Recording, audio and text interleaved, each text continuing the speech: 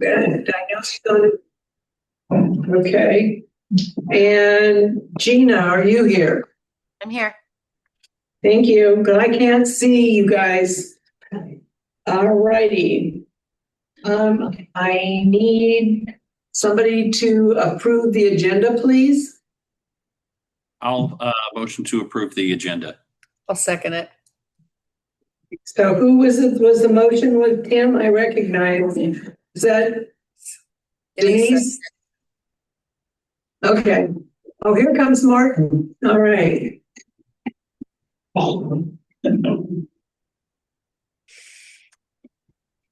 There's one over here for you, Martin. Oh, boy. With your name tag. Oh. You can't get out of it.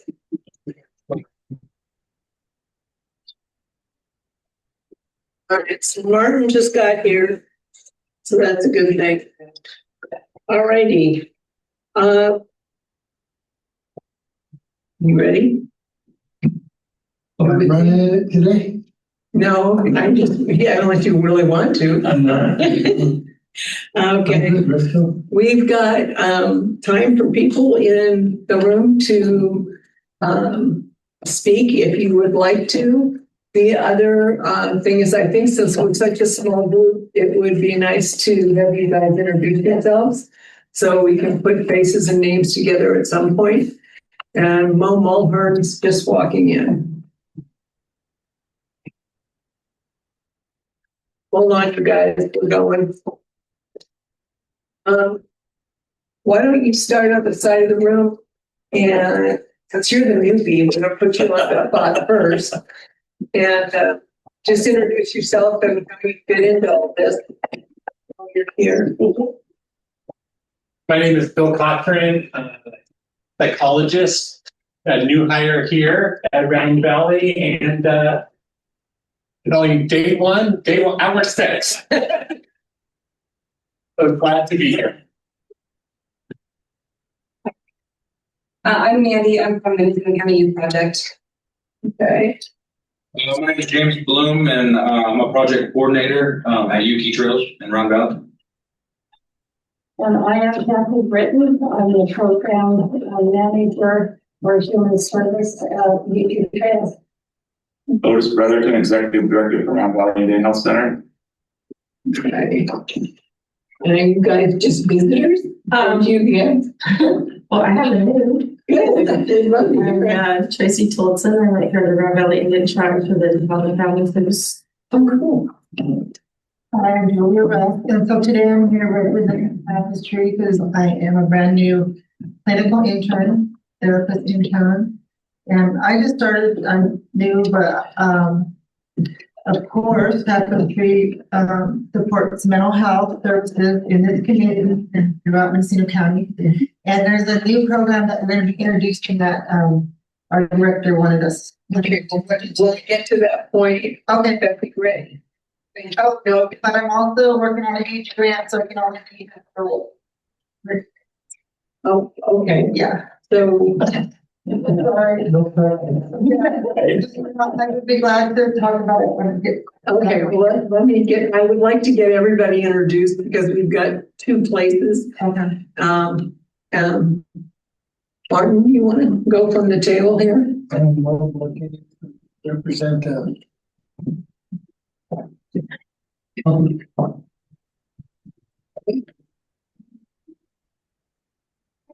I'm the second district supervisor and the board of supervisors rep. I'm Joe Bradley. I am the 5th district rep, and I'm also the chair of this committee. Harry just got here. You didn't know where you were going to be. No, I tried texting. So would you introduce yourself, please? That's what we're doing because we've got two rooms. We'll put you right on the front. My name is Perry Keller. I'm representative for the 3rd district. Hey, and you just came in the door, and you are. Eric Harris. Thank you. And you're with. And I'm a candidate for 3rd district supervisor. Oh, okay. All righty. So can you, on the other side of the county over there, could you tell us who's there, please, and introduce yourselves? I think, are we talking about introducing the guests or the members first? The guests first and then the members, Thank you. please. Thanks, Tim. Sarah Walsh with Anchor Health Management. Tim Schrader with Anchor Health Management. Victoria Kelly with Redwood Community Services. Brian Erickson with Tapestry Family Services. Thank you. Okay. I'm Tim Bosma, 4th District member of the board. Karen Lovato with the county for Janine Miller today. Gina Danner, the educational representative on the board. Denise Corney, I'm a board member and I'm with the State Council on Developmental Disabilities. Mark Dunnigan, I'm the vet rep. Okay. Is that everybody? We got them all? Right. And then we've got Rosanna is here and Cody is there and Dustin is also here. So we're fine. Okay. I've got, I need a motion. We approved the agenda. I'm sorry, I got discombobulated. This is just, okay. And you said you wanted to do a public comment? You know what? I thought I was representing Tapestry. I didn't think Brian could be here, my colleague. So they asked me to sit in, but since he's here, he's, no. You mean Eric? Brian Erickson from Tapestry. Yeah. Okay. So he can, yeah, I'm just filling in, so. Okay. I didn't know he was gonna be at the meeting. All right, no, it's fine. I just wanted to make sure everybody got. Yeah, For sure. For sure. All right. So is there anybody else that has anything they would like to say other than who they were and are? All right. Okay. I would like a motion to approve the minutes from our last meeting. And has anybody found anything that needs to be edited? I make a motion to approve the minutes from the last meeting and March. Hey, Joe. Before we move on to approving the minutes, we want to make sure that we have the public that are attending here in Ukiah the opportunity to make a public comment. Oh, I'm sorry. I thought we covered it all. Please go for it. That's okay. It's okay. So that's why you're there. We got you. So is there any public comment? Sure, I'll start. Okay. Victoria Kelly. Introduce yourself, please. Yeah, Victoria Kelly with Redwood Community Services. Passing out our report. I'll just let you pass them down. For the month with our data and some success stories and shoot, I was just going to say something before I said the success stories and now I blanked, but the two things we wanted to highlight, and I know what I was going to say. Rosanna, I did send this out to you just before I came here, and so I'm hoping to get the copy of the report to members who are in Covelo today. So hopefully you can help me get those to the board members. Thank you. And the success stories I wanted to highlight, we recently had two that I think are exceptional and want to point out. One of them was we have been working with a young person for almost 8 years. He came to us after exiting foster care, but he came to foster care through international move by his young teen mom at the time. They moved here from overseas, and at some point in his infancy was put into foster care and was raised in foster care until his 18th birthday. He came to our TAY program at that time. And during his time in foster care, but also since then, a number of organizations and individuals have worked toward establishing either citizenship and or gaining his passport. Because during his time in all of these organizations, and it's very complex, but with his time, there was a family identified in his home country. And so we've been able to, through the time from his involvement in our TAPE program, and now since then, we've been able to engage his family in his home country, build relationship with them, and work toward getting his passport to be able to return home and live with his family long term. They've actually came over and had CFTs. We have virtual CFTs. So many people have worked on this. I can't even put into words how many people. We've notarized documents like 5 times trying to get his passport. And we just got word last week that we have obtained a 2-year temporary passport for him. He'll be able to, we're securing travel and securing the plans with Extra Health for making sure that he has enough medication supply to establish care in his home country. And he will be returning home with his family, who are excited to have him home. So cool. So outside the box, and something that people have been working diligently on. And I just want to highlight one of our rehab specialists that really picked this up, and where so many people have just gotten overwhelmed with the bureaucracy and the red tape. She did not give up, and she has been working almost weekly on this stack of paperwork, and been successful where many people, lawyers and people, with skills in this realm have not been able to be successful. So big shout out to Jasmine, the rehab specialist that secured this. So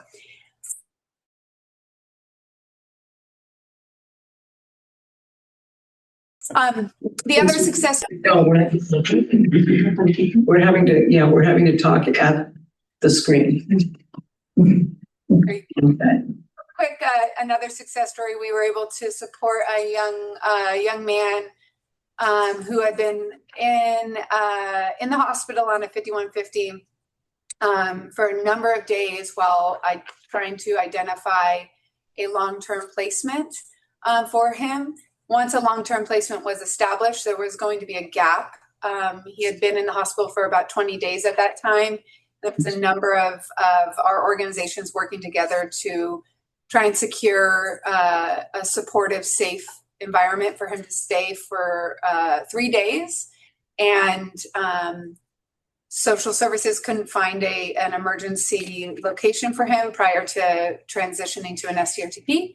And so we were able to step in and get him into one of our locations, licensed facilities, while we waited for him to successfully transition to STRTP. So again, something that, outside of the box, and we don't love transitions in terms of placement changes for folks, but we were able to keep him engaged in services, keep him excited to look toward his future goals, and be safe while he waited to transition. So Victoria?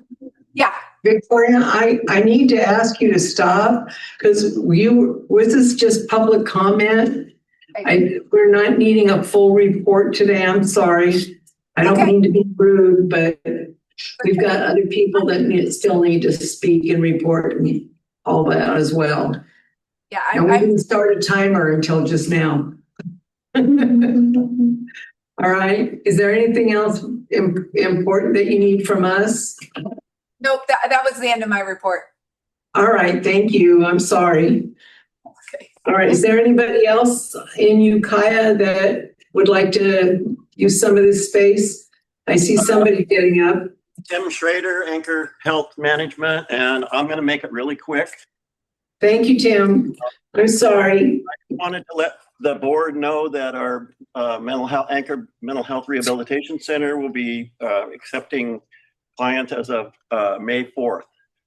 So it's deal and probably longer than your person was needing to have it worked on. But, so I'm excited to announce that, and I think it's going to be a great addition to our system of care here in town. Thank you, Tim. That's great news. Okay, anybody else over there? Yes. Brian Erickson with Tapestry Family Services. I'll be very brief. Thank you, Brian.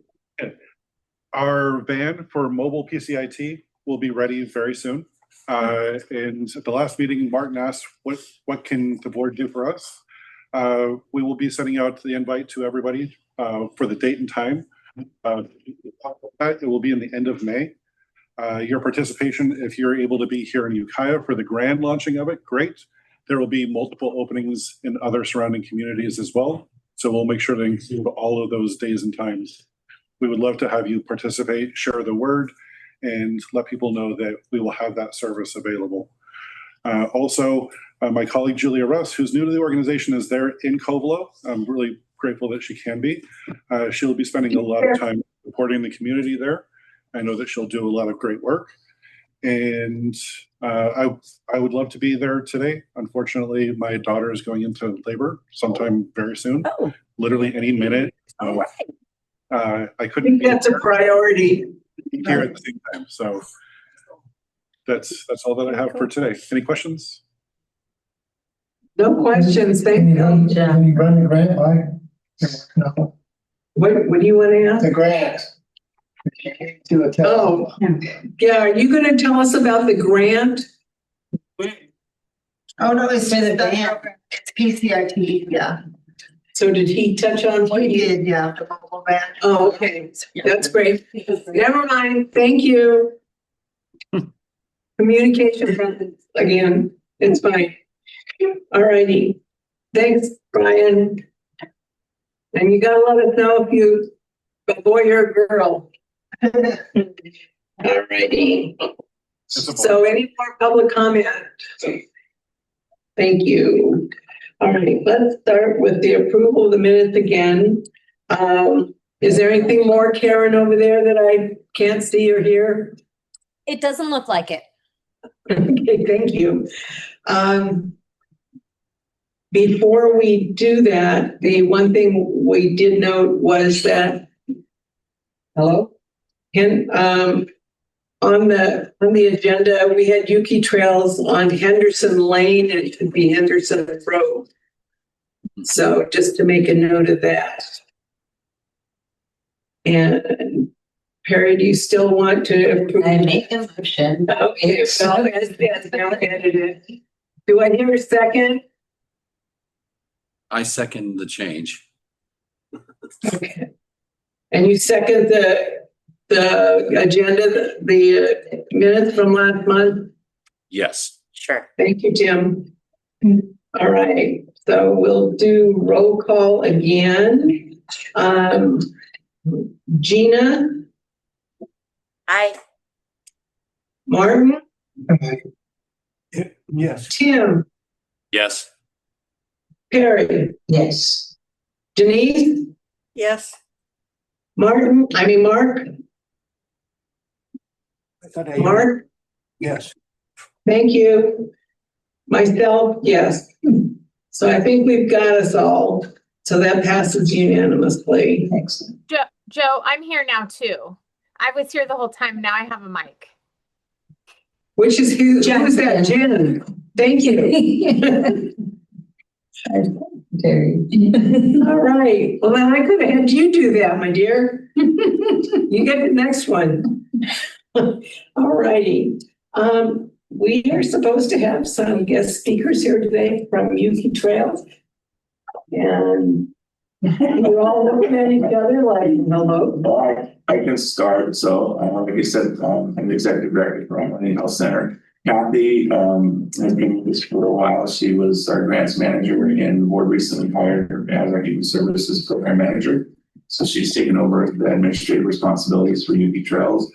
So I'm going to let her and James share some of the program activities that they're doing, some of the things that they're working on. So I'll turn it over to Kathy. Well, welcome. I had this on my calendar and today he said, oh, that meeting's today. I'm like, oh, yeah. Oh, yeah. So I did print up some of our current menu and services. So we have a lot happening here. Thank you. I'm handing this out. Do you want to talk about your program? And then whatever extra you can, if you wouldn't mind giving to Rosanna, yes, she can give that to everybody else. So I'll speak while she's handing our menu of services out. My name is James Bloom once again. I'm a project coordinator here at UT Trails. And one of the major things that I've been working on is kind of revamping our medicated assisted treatment program that we have for our community. And that's taken a lot of our time, not just because of the work that is being put into the program, but as we get clients as well on top of, in the meanwhile of kind of bringing back the program, try and not change it, but try to make it for best service for our community here. And on top of that, I'm helping Kathy as well with grants. So a big thing we have right now is we're trying to do a walking path out back of our facility.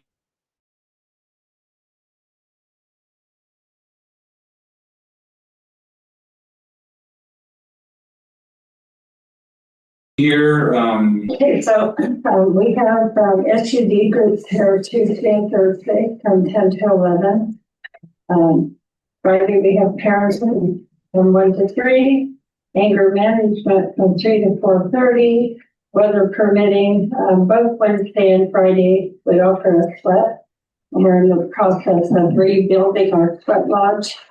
And our peer support specialist is heading up a project to build a women's sweat.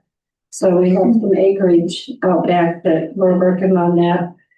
She also has a garden happening where our recovery people can come and help grow things. So that's pretty successful. And we also have a medicine garden started. So those are some of our big outdoor projects. On Mondays, we offer grief and loss from 3 to 4, DUIP classes, 5:30 to 7:40, but sometimes it's a little longer. We have an outside provider who does NA on Tuesday evenings, and one who does Red Road on Thursday evenings, and then we offer a reading cultural social evening on Wednesdays.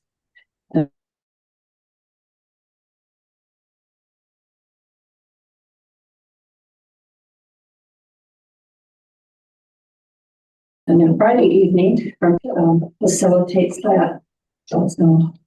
And then we're involved with a lot of youth events. We're working with the Pride Youth Development Program. We do a lot of work with the schools, so stay pretty busy.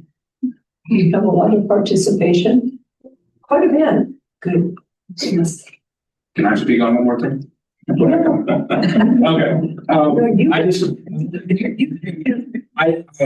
wanted to bring up something else as well. I think 2 years ago we brought in a redwood log, and we finally completed that canoe. It was the first canoe in Round Valley in 175 plus years, and it was handmade by the community. And I just wanted to point out that we are almost finished with the second one. So we've been hosting events around the second canoe as well. And that one is almost finished, but in the, how do I say, our mentor, I guess I can call them, that kind of came down and showed us how to traditionally make the canoe and build the canoe. He also brings down his family members who do dentalium work and pine nut workshops. So they come down as well. So we kind of have an MOU with the Native Health and Native Hands is their program. And they come down here and we get a lot of participation from the community between the canoe carving, which is at our Family Resource Center, and our dentalium and Pine Nut workshops, which happen here. So. Did you okay with that? So we had a lot more youth come here when we were doing the canoes, because now it's at the Family Resource Center, which I thought we would get better youth participation at the school. But yes, we get a lot of youth that are interested in the Dentalium and Pine Nut workshops, a lot. And a lot of elders are and people in recovery are interested in the canoe carving. So Yeah, it's, yeah, they just have a better building as well, weather permitting, so it doesn't really bother them. And we can use it to be used for as canoes. Yeah, so they actually floated the first one. When was that? Last summer? Last summer, they floated it down where I forget where they started. Oliver Pike to Stewart, Fort Stewart. So they actually got funds together and did a rafting trip, but they took the canoe as well. So they had probably 70 people. 70 people, probably more than that, for a rafting trip, but they took a canoe as well. So that was a part of the rafting trip. So I'm going to ask what might sound like a stupid question, and I usually go to Martin for my stupid question, and he's been very patient. What is Dentalium? So, Martin, want to speak on that? Sure. I mean, I had a friend who was Pomo, and she was a basket weaver, and I took a whole lot from her. And then I picked Martin's from him, he allows me to. But I really feel that, I mean, if we need to know what you're talking about. So it's. I'm sorry to take you on. No, do you have a better explanation? But it's they use for feeding, and they look like the teeth, like sometimes look like teeth, bare teeth. A little smaller though, but they use them for different types of beading projects for necklaces. Sometimes you'll see some have a necklace and they'll have like little white, long white teeth on their fangs. I guess that's what they use. And so Terry and his group come up and do that, as well as the pine nuts. And Bear grass. Yeah, and bear grass. Yeah. So, But then from my understanding, the ocean. yeah, I was gonna say, from my understanding, it comes from the ocean, and it's can be a hassle to obtain and harvest. Oh, you should work with veterinary hospitals and see if you can get teeth from, coming to elevate teeth. They just go in the garbage. in addition to that, once a month, we reinstituted Round Valley Collaborative meeting. And so sometimes that's held at another agency, but the school and all of the tribes youth funding programs attend that. And then we have a master planning calendar, who's doing what when and who's going to do what to help support that. So that's been going on for a year in December, and that's been really helpful in community planning. Also once a month, James hosts a TLOC meeting for the Tribal Local Opioid Coalition. So, yeah, it was my next question, was with the substance abuse. And Mo has a question. Yeah, it was Alcohol Awareness Month, and Mendocino County has one of the highest rates in the entire state, especially of DUI fatality crashes. So thanks for being able to serve the DUI program here through your agency. I think that's really important. My question was, it looks like, does the SUD group that happens in the mornings also cover alcohol? And then can anybody join those meetings? Or is that any of your? So normally those are only for people that sign up for the program. But there has been alumni that come into the groups, participate in the groups. And but normally for people that aren't signed up in the program, they come to the NA or Red Road meetings that are after hours.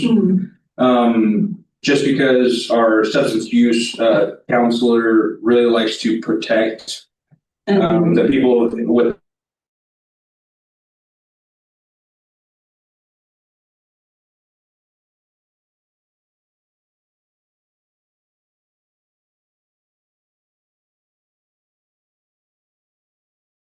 than her SUD groups. We offer a 26-week outpatient program, so people are enrolled and they're required to participate. Like James was saying, some mandated, some are, they come on their own. They're tired of being sick and tired of being. But Geraldine and I were just talking there today about alumni coming to the groups, and I think it's important because especially for someone that's been successful to come back and talk about their successes and how well they're doing. And so that's good. The other thing I wanted to mention is that Kevin Mack was our director of clinical services for about 8 years. He moved up to Spokane in September. So right now we're looking to hire a psychologist on the LCSW. So if you guys know anybody that's looking for a job, and that's why we have Dr. Klutzman here. So we're using locums right now to come in to meet the need community that need behavioral health counseling. So yeah, we're looking for like I said, either an LCSW or a psychologist. And there is an AE group in town that's separate from Yuki Trails, but some of the clients cross over. So, that was one of the questions that I had. Is there some crossover? Because really the tribal health is the only with health that there is for the whole town. How much is there interaction with the rest of the town? Our clinic serves the whole community, both medical, dental, and behavioral health. Okay. We average about 12,000 visits a year. Okay. Between all the programs and medical getting the lion's share of the visits. Okay. And do you see very many people from, is it fairly mixed or? Yeah, we have some natives that use our services, both dental, behavioral health, and medical. We have the Family Resource Center, Indian Ed program. We have a Boys and Girls Club, the Tribal Boys and Girls Club that's chartered through the BGCA. And so, and because again, we are the only health clinic in the valley, so it's important to make sure that we're meeting the needs of everybody. So right. One of the things that we've done just recently is, our ambulance.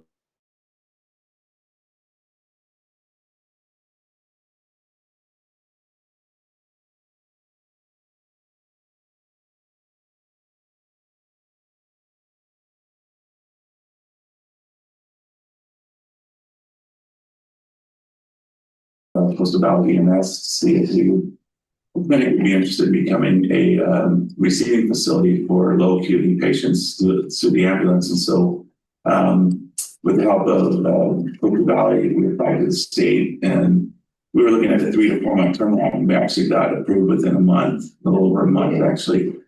So in December of 2025, we started seeing patients by ambulance. During regular business hours, we're not in the emergency room. We do urgent visits, but these are patients that could, for lack of transportation, could be brought into the clinic, could see one of our medical providers, get their needs met. There's that communication between the ambulance and clinic staff, or triage staff, so that they'll call ahead of time and see the so we have. If our staff feels it's something that's beyond what we're capable of handling, then we'll tell them go ahead and take them out. So, so that's something we've also done just to help out the community. And that's huge. They just had a class. I think they graduated by EMTs, and so they're incorporating them into volunteer programs. How many are residential? Most of them are. Right now, we have out of county or some in county, some out of county paramedics that come out, but because we're a BLS service area. When they come out, they can't use any of their ACLS services. They're basically when BLS services, they can't use their medications and bullets or each diet. So they're just really glorified here. And it's still something that we need and we use and is beneficial to our community. So that's exciting. Yeah.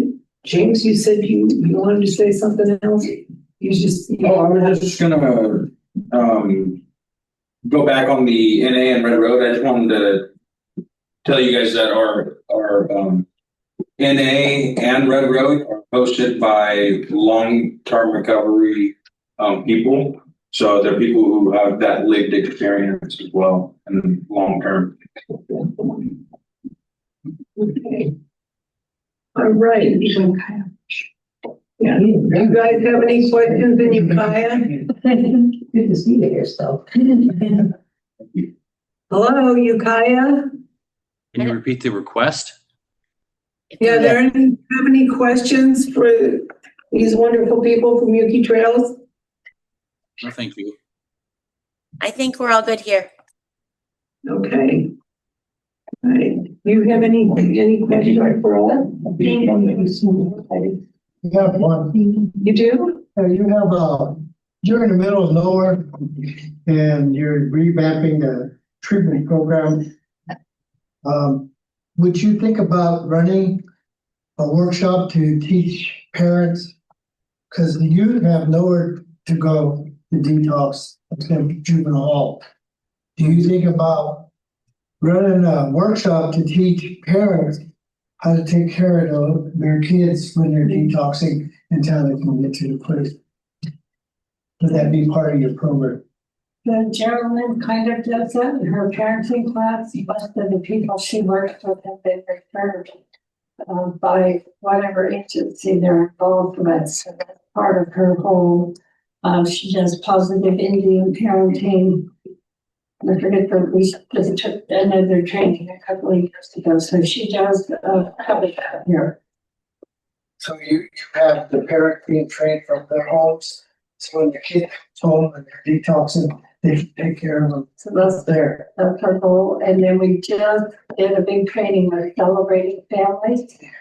We had 21 people trained. So we're going to facilitate those circles along those lines, and also just to strengthen family communication and connectedness. Is that what you were coming to the brain? Yeah, kind of, you know, give some of those parents an idea what happened and what they can do for their child while they're detoxing, because some of the parents don't go anywhere. And so if they learn how to take care of the detox part and keep their child alive and wean them off, and then finally get them to come to the youth group to the meetings, then you establish another part of taking care of the community when it comes to drugs, Because that's what you see. and also from the phone, that's an addiction. Also the vaping, how do you wean them off of vaping? You know, it's about addiction. Yeah. We can wean them off all that stuff. Addiction. Areas really put in a kid. Yeah, so I want to say it was around summertime, maybe end of summer last year. We did do a vaping and fentanyl class per class within the school. And a lot of that's like awareness / prevention and trainings for the youth. It's and then we did a mass one at the high school at the end of the day for parents and youth. And we do get a lot of positive feedback from both youth and adults. Well, I was thinking that you got a traditional plant garden for medicines, and you can take those traditional plants and detox them using that, and you can also teach the parents where it's at, help parents. If they got their own remedy, they can get some more. Most times, other parents can look in there and say, "Oh, I got that in my house. We can get that in there now." And we can take care of something. We have the traditional healer who comes once a month, and twice a year we do a field trip to the mountains and take parents and kids, and he shows them the medicines, when and how to pick them. And then we even had a workshop here where they did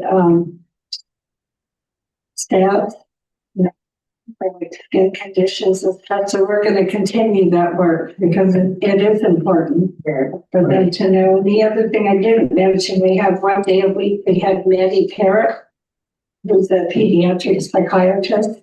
And she works with a lot of our youngsters and their parents around just wellness. And so neglect intervention, she's an important part of our program. And here, we've noticed, which is it's in most, if not all, Indian country and mostly the country in general, but is trying to bring families back together, because there's a lot of broken families, especially in Indian country for like through prison. A lot of fathers go to prisons. And a lot of fathers leave families, and a lot of families get broken up because of beef with other families. And that's like one of our main goals, is trying to bring these families back together, because we're all relatives, we're all community, and that's what we try to spread. That's the word we try to spread is, it's like you said, it's healing, instead of beefing with each other's families or with each other, or, instead of dissing on fathers or mothers who were in the prison system for a long time, bring them back in, because it's at the end of the day, that's what we're here for. We're here for family and each other. So I don't know if this is appropriate. And I'm looking at Martin. The county just bought a movie called Fentanyl High. So I'm working on getting it here. Okay. So yeah. Because the county owns it, we can't loan it. But they did something about buying it. Or I don't know. It, or You can leave it like on your own, but I think that we could work on having a viewing. Yeah. So I think I emailed like 20 people. I didn't send emails to everyone. Then one to Dr. Miller. I don't check. It was literally out the email. Dr. Miller is the one that needs to know what you want.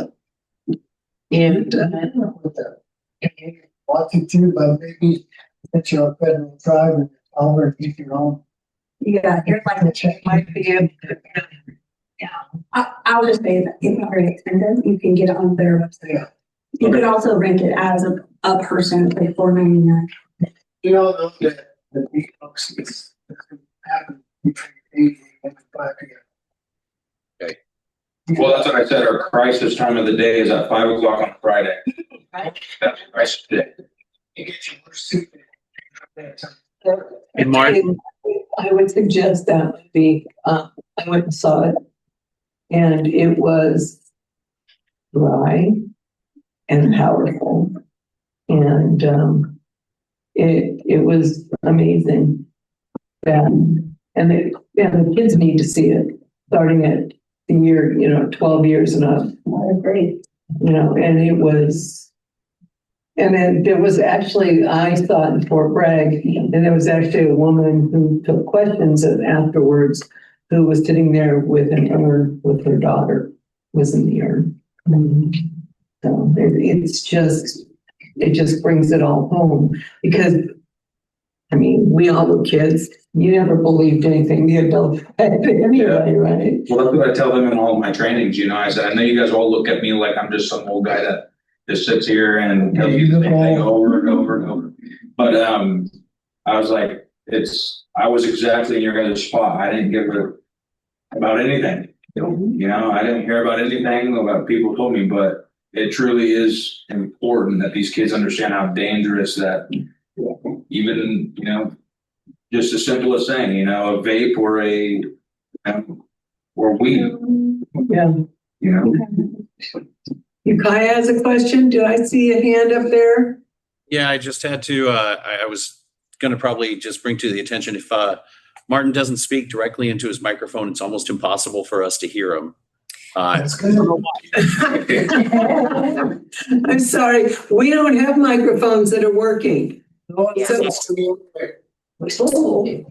The direction does matter though. If you guys are, the speaker can speak towards the television, because I think you guys are using the television speakers. Okay. We can hear some people overly loud and others not at all. So the more directional you are toward the television, I think that will help us. One really short question, but. Sure. Let's see if you I just want to know how your MAT program is going. So ever since we had some turnover in providers, and we got some new providers in, and that's kind of, I don't want to say it was failing, but it wasn't where I wanted it when those providers were there. And so when they left, I immediately grabbed our team together, providers from UV Trails, providers from the health center. And we immediately started going into a plan, getting providers training they needed, getting our staff training we needed, and we started changing policy and trying to adapt into something that was safer for clients. Yeah. And we've had extremely good feedback from patients themselves. So our providers all took the required training that hadn't happened. And then they meet regularly. They had a meeting yesterday, and the other thing James was able to facilitate. So up until this renewal, someone comes in and they need medication. We have to send someone to Ukiah to pick it up. Yeah. But he now has it set up where our dispensary has that installed. So yeah, so when we kind of first revamped, it was the pharmacy we deal with is an hour and a half away. And before we were sending either peer support or myself down there to pick up medication to bring back to the health center. So that way the patient could get their medication that day. So we immediately had a meeting and changed all that around. So now we carry buprenorphine within the clinic. Because that was a big barrier for clients because they don't want to wait, 6 hours from now. And then through other leadership, we now have like a courier who picks up medication every day in Ukiah.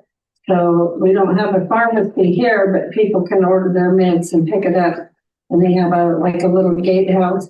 You drive in, they'll walk out with your medication, you sign for it. Matt's a little bit different. James kind of oversees that with the providers, but it's really like help people because they used to pick it up Monday, Wednesday, Thursday, I think. But if you didn't get your order in, then you couldn't get your meds till Tuesday because they come in late on Monday. So that took quite a little bit. They got that done, and so we now have Suboxone and Comfort meds that are available. So if someone walks in at 10 to 5 on Friday, he can get them right up to the clinic. And that's awesome. So good job. Yeah. Thank you. That's exciting.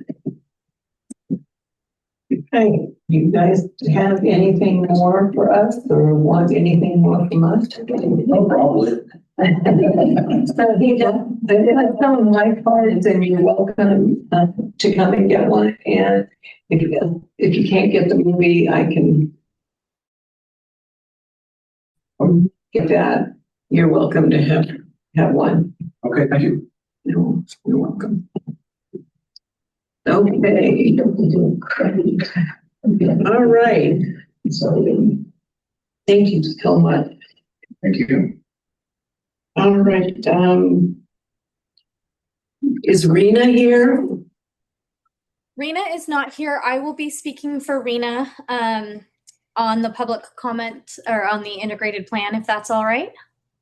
Oh, maybe. Yeah, Karen, that's fine. And then you've got Dr. Miller's reports also. Yep, I'm standing in for Rena and for Dr. Miller, just not myself today. All right, big shoes. Thank you. Go ahead. All right, thank you. I am presenting the Behavioral Health Services Act integrated plan and requesting authorization from the board to open the 30-day public comment period. I will be going over briefly some of the changes in the integrated plan. We do this every year with Behavioral Health Services Act, formerly Mental Health Services Act. And we've been talking about some of the changes coming subsequent to the 2024 Prop 1 changes to legislation around formerly Mental Health Services Act, currently Behavioral Health Services Act. The biggest change that you'll notice with the integrated plan is that this is a very prescriptive plan from Department of Healthcare Services this year, where in the past we have had stakeholder input in what our plan, our 3-year plan looks like. And it's been adapted over the years by feedback from all of the community members around how we organize, color, all kinds of details, but it really reflects what the community wants to see. Unfortunately, now we have to follow a very prescriptive template. It is not very pretty, so I apologize for that right away. It is exceptionally long. So we did not print an exceptional number of copies, and any that are left behind and are unused, we will absolutely be recycling those with other MHSA stakeholder education events through this 30-day public comment period. The biggest changes content-wise, because those are the format changes that are unfortunately unpleasant to us as well. The content changes are under Mental Health Services Act. We had 5 subcomponents. We were allowed to do population-based prevention services, and housing supports were really correlated with other service component types like specialty mental health services, full service partnerships, and various different resources along those lines. With the new regs under Behavioral Health Services Act, which go into effect fully on July 1st, the 3 subcomponents are different. Full service partnership is a component in its own right, as opposed to being a subcomponent of community services and supports. Housing is its own category with very, very rigid funding restrictions and expenditure restrictions. So there's a whole category that's specifically for housing and specifically within that rental assistance for the chronically homeless who also have behavioral health conditions. And then the third component is the Behavioral Health Services and Supports Act's Behavioral Health Services and Supports, which is a catch-all for all of the remaining expenditures that we have under BHSA. As far as the full service partnership changes, the qualifications for full service partnership are still the same. The individuals do need to have a severe and chronic behavioral health condition. Of course, with BHSA, there's broadening of mental health condition to behavioral health condition. So there will be inclusion of substance use disorder services, as well as various different programs dedicated to substance use services. Full service partnerships specifically will be looking at evidence-based practice programs related to assertive community treatment, forensic assertive community treatment, parent-child interaction therapy, PCIT, and high-fidelity wraparound for youth. A lot of the prevention-oriented services that had been population-based that have been funded in the past are no longer permitted to be funded through BHSA. So a lot of the historically had been funded through BHSA have been encouraged to look for funding elsewhere. And only those that still qualify under the BHSS are funded within BHSA in this plan that you'll see. And so again, the focus from prevention to high intensity services is really shifted in the new BHSA plans, where we had been much broader population focus, early intervention focus, intervention and treatment, severe high level services, and then recovery. A lot more of the services are in those high level, high intensity services in sort of the middle of the continuum, as opposed to focus more on the prevention and recovery ends of the spectrum.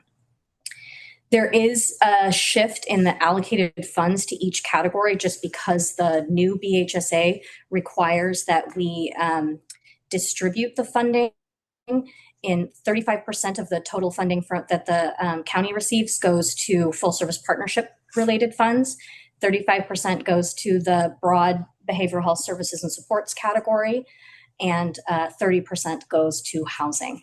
35, 35, and 30, and then within those 3 categories, there's additional prescriptions about how much has to be spent in housing, for example, on rent, how much has to be spent in the BHSS category on under 21-year-olds for the early intervention categories.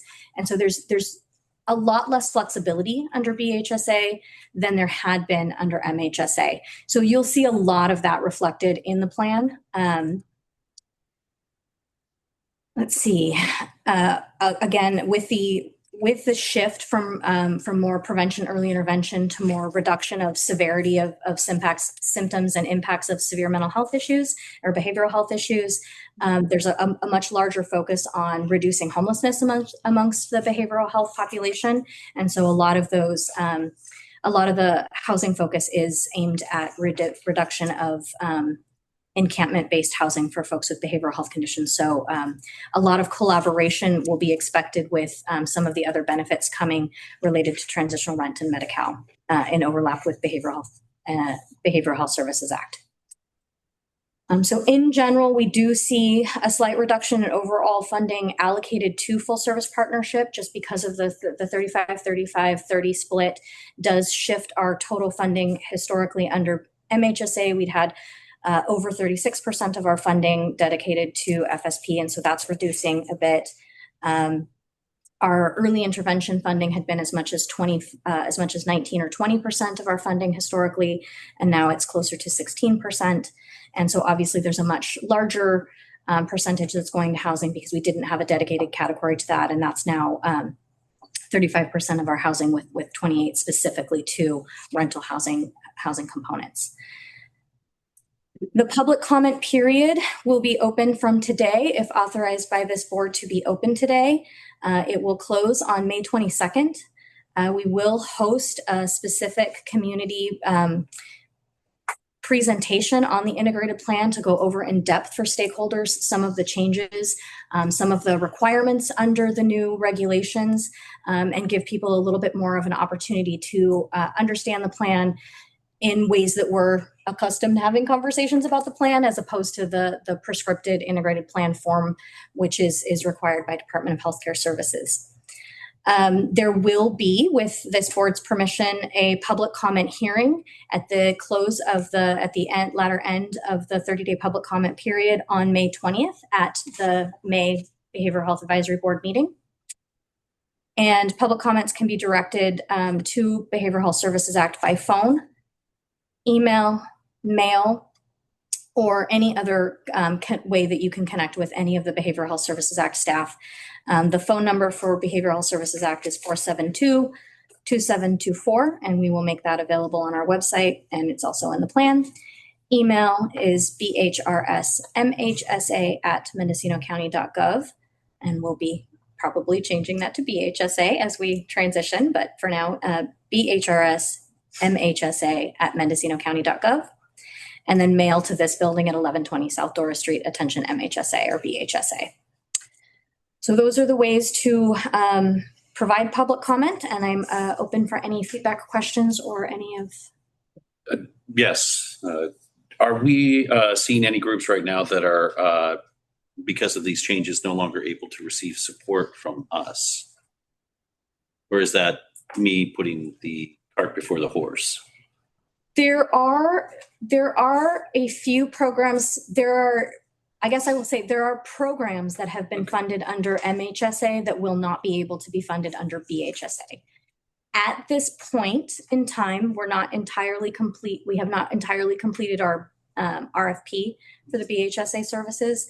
At this point in time, there are no agencies that have not at least requested funding that are currently funded, though there are historical agencies that had been funded under MHSA that did not request funding or are not continuing to request funding. Okay. If that was at all clear.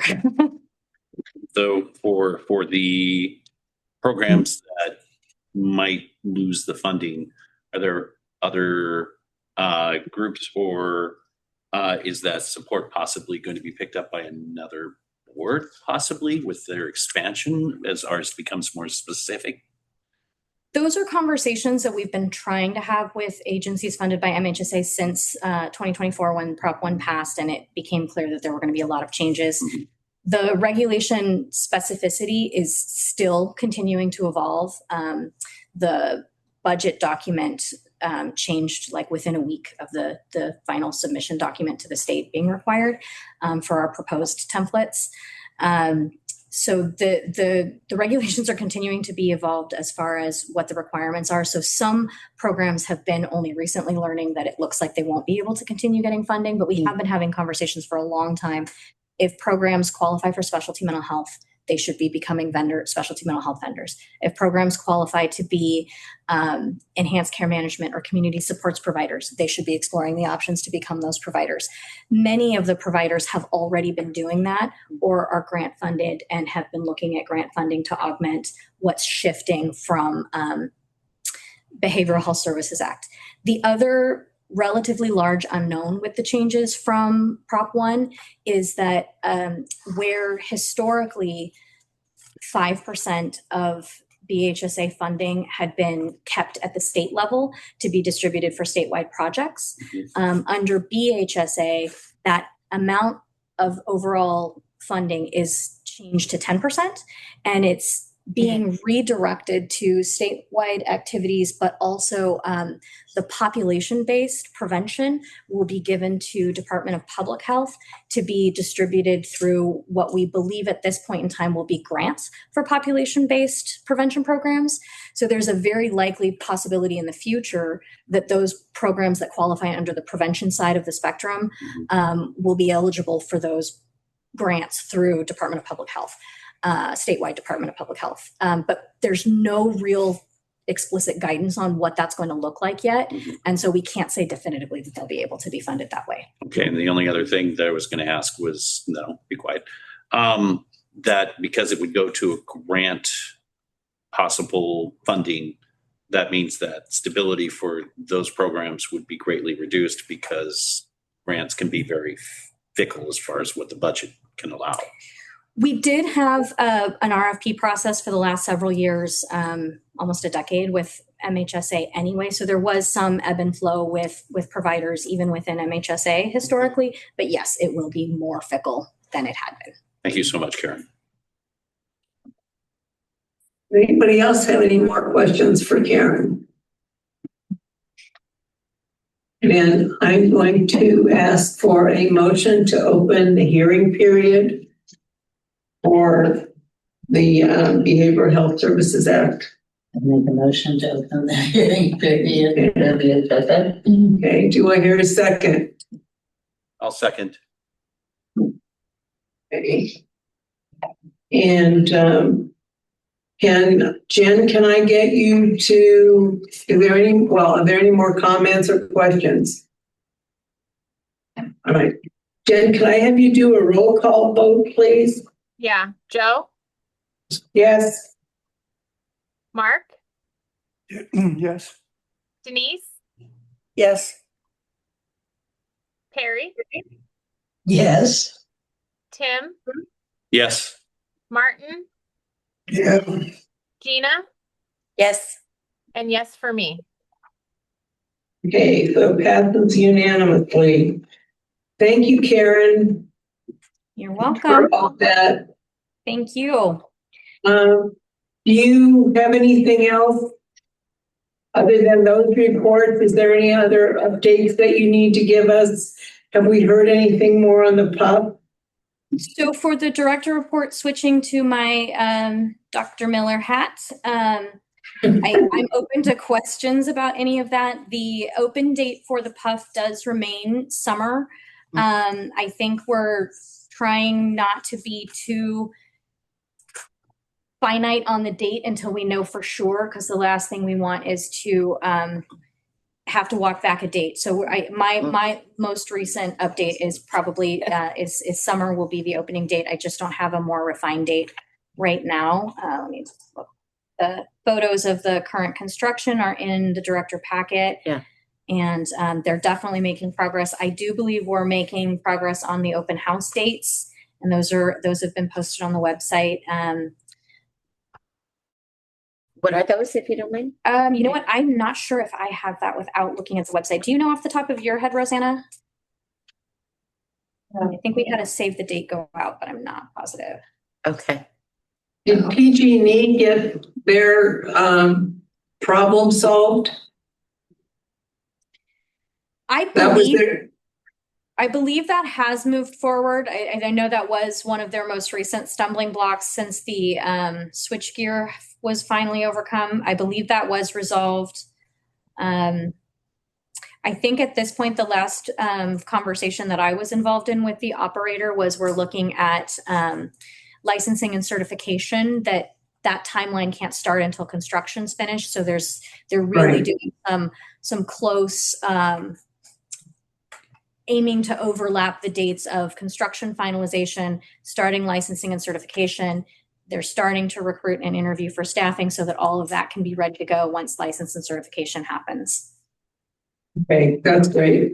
Because the PG&E thing was they had the wrong size drop for the switchgear and the generators. Oh. And what they ordered was too small, I think it was. So that was on PG&E after the switchgear mess, so. I All can right. double check that and have it for Rosanna's minutes. That or, yeah, or we can talk about it next month. We might have more information by then anyway Should, yes. for May. So thanks, Karen. You're very welcome. You had to wear too many hats today. All right. All right. Is there a board and committee reports? So as chair, I have none. Oh, is there anything that you've got? Yeah, I would just like to thank Behavioral Health for bringing forward a resolution for Alcohol Awareness Month. As I mentioned at several meetings, I think it's a topic that our community doesn't address enough. I think it's really important that we talk about fentanyl, but we really need to also talk about alcohol in our community. So during this month of April, I would encourage all of the BHAV members to learn a little bit more about our local statistics and share with the community some prevention techniques. Thank you. Okay, Jen, have you got anything? No, I have signed up to attend the Cal BHC meeting on Friday, so I'll be attending that. Oh, cool. Thank you. All righty, and Martin. No. Okay, thank you. And Tim, do you want to report on where we are with the membership committee, or do you want me to say something? You can go ahead and say it. I mean, I want to make sure that I'm not divulging anything that I shouldn't, so I feel more comfortable with you being able to say that. Thank you. All right. The membership committee did meet, and there were a few things that were not completed, so we are waiting on that. And Anthony is out of town right now. We're going to meet as soon as we can after Anthony gets back. So we'll go from there. Okay. And that is all we have from membership committee. Are there any other member comments? I would like to just say to Yuki Trails, thank you. Well, everybody's pretty much gone, but I really appreciate you guys allowing us to have a meeting here and to host us and just keep the communication open. It's so important. Okay, any other member comment? Brian, if I don't know if Brian's, yes, he is still there. Yeah, he's in the. I just wanted to make sure before we leave here that you guys are aware of the grant we were talking about and the van that we were talking about, especially with Kevin being gone and maybe some holes. There is, Tapestry has this fabulous mobile van service that they had put together, and I was wondering if it would be okay if Brian could just tell them what it is real quick. Well, he Okay, we have time. Brian, can you expand a little bit on your van and will it be able to come out to Coppola? Yes, as a short answer, yes, the van will be coming out to Covelo. The purpose of it is to provide mobile PCIT or parent-child interactive therapy. It is basically designed out as a playroom that has an observation camera, and there'll be a therapist who's providing direction to the parent as they're interacting with their child, as they're playing along. I guess the best way you can describe it is that the parent will have an earbud in their ear, and the therapist will be giving them directions on how to interact with their child, and working mainly with the parent on how they're building that connection with their children. Looking at PCIT and the need for it, we currently have a PCIT office here in Ukiah, and we have one in Fort Bragg. We're currently in the process of expanding out to have a second PCIT room here in Ukiah, as well as building one in our Willits office, so that we will have 4 within the office. And for the van, it will be going to all of the sort of the outlying areas. So we'll be working in Anderson Valley, Covelo, Leggett, Laytonville, along the coast where possible. There is only one van currently. We are in the process of trying to expand that and make that a larger service, because that is definitely a need within our community. If you look at it, one of the ways that we can turn the tide of the situation of mental health services, or the need for mental health services, we can start younger and make those changes, make family bonds stronger. We will hopefully see the results of that in the long run. That's a short version of it. If anyone is interested in having a much more in-depth conversation about PCIT, I'm more than happy to. You've got my email in the sign-in sheet. You can reach out to me. I can also set you up if you want to have a much more in-depth conversation with our clinical director, Christina Ophel. That is her passion. She is a PCIT trainer, certified trainer. And that is, having this van definitely was her dream, her goal, to be able to have that within the community. So it's really exciting that we're at that precipice, and I cannot wait to see that van done. And hopefully we'll be seeing additional ones as well. So the only thing I just want to remind you to make sure, if you're going to be having open houses around the county with your van, that you make sure you give us the dates and times and everything, so we can get as many people to understand the service that you're providing. And I'll put the plug again. Please do share it with everyone that you know in the community. It is a community event that we want it to be. The grand opening will be probably at our Ukiah office towards the end of June. But then we will have it going out to those to all of our neighboring communities, and we will make sure that we're putting it out there. So it's not just we show up and, who are you guys? We want to make sure that everyone knows that we're coming, so that you get a chance to see it, and also will hopefully lead to community involvement. Mark, you had a question?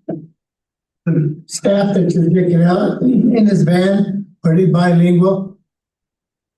We do have bilingual staff, yes, who will be part of it. We have a number and what theory of parenting are you teaching? I'm sorry, can you say that again?